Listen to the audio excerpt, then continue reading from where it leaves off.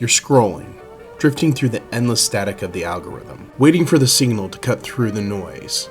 Consider, if you will, that you just found the frequency. You've just stepped off the timeline of the everyday, into the space where the forgotten history and the hidden truths finally touch down. There's the story you know, and then there's the airspace we're about to enter. Check your coordinates, because you're heading towards the landing point. Welcome back, friends. Today's story, The Fever. Picture a little girl growing up in the Shenandoah Valley of Virginia during the depths of the Great Depression. Times were hard, and her family was intimately familiar with the struggle to keep food on the table. But the little girl was happy enough. She loved to listen to the radio, tapping her foot to the big band music and the country tunes drifting through the static. She would hum along, just an ordinary kid with an ordinary, unremarkable little voice. Then, when she was 13 years old, a terrifying shadow fell over the household. The little girl developed a severe throat infection that rapidly escalated into rheumatic fever. In the days before widespread antibiotics, this was a devastating, often fatal diagnosis. Her condition plummeted.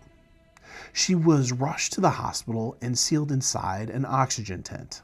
Her fever spiked so high that her tiny body simply couldn't take the strain. Her heart gave out.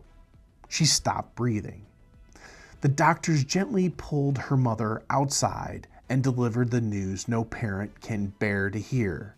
The little girl was gone. But then a miracle happened. She didn't stay gone. Against all medical odds, the little girl fought her way back. Her heart found its rhythm again. Her fever broke. It was a long, slow recovery, but eventually she was well enough to sit up and then speak. And that's when her mother noticed something different.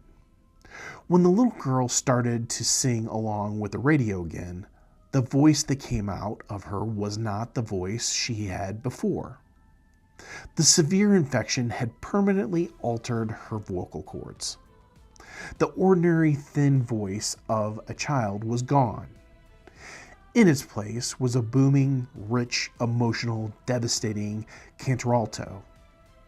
It was a voice that sounded like it had lived 100 lifetimes, a voice with a literal teardrop in it. The illness that almost took her life had left behind a remarkable gift. She decided to use that gift. She dropped out of high school to help support her struggling family, working by day and singing in local honky-tonks by night. She wore fringe cowboy outfits her mother sewed by hand.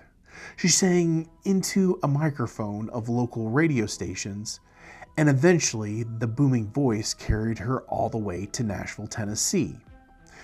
She became the first female solo artist inducted into the Country Music Hall of Fame. She recorded timeless, aching ballads like Walkin' After Midnight and Fallin' to Pieces, and a Little Willie Nelson tune called Crazy. The medical emergency that stopped her heart at 13 ended up giving her a voice that captured the hearts of the world. The little girl in the oxygen tent was named Virginia Patterson Hensley, but we remember her as Patsy Cline. And whether you realize it or not, this is The Landing Point.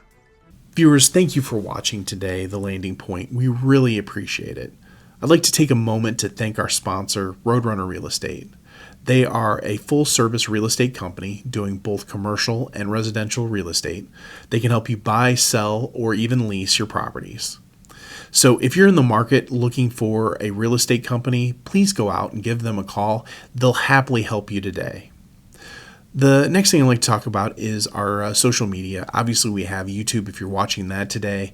If you haven't done so already, please go out and subscribe. It is completely free to you. There's nothing that you'll be charged or your membership fees, but it does help us out so we can get our latest episodes to you quickly, and you can find out what's going on with YouTube. Our other place that we do a lot of our social media is on our Facebook page, The Landing Point. So please go out and like and subscribe, or follow those, I guess I would say, so you get the latest updates. If you're a person that likes to listen to stories as you're out on the drive, we have our podcast. You can find The Landing Point out there, and it can be on most services. So once again, thank you for watching The Landing Point, and we look forward to see you on our next story.